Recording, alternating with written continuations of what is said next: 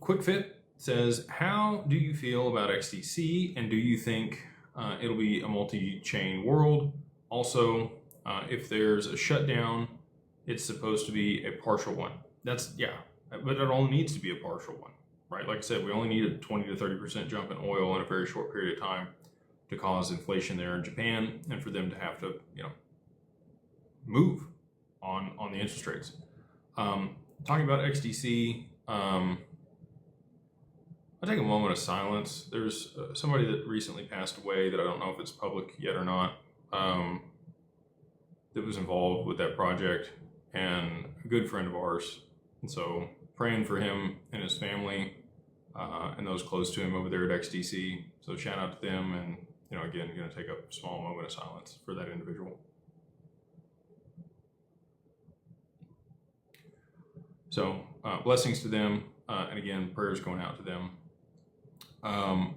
Do I think it'll be a multi-chain world? Yeah, I absolutely think it'll be a multi-chain world. XDC is fantastic at what it does for, creating value for contracts.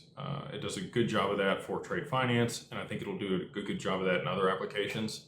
I know Atul and Ritesh, spoke with Ritesh recently on a panel at Crypto Mondays last year in November.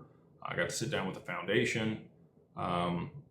We have some things that we want to do with XDC, and I absolutely think it's definitely going to be one of the players over the long term. But again, I've talked about this before. I think XRP is going to be a meteoric rise in a very short period of time, whereas these other assets are going to have more of a long tail adoption curve and price appreciation, very similar to like a Solana. As more liquidity moved into that ecosystem, you saw the price continue to rise over a period of time. I think that's how HBAR and XLM and XDC and many of these other utility-driven tokens are going to move and appreciate.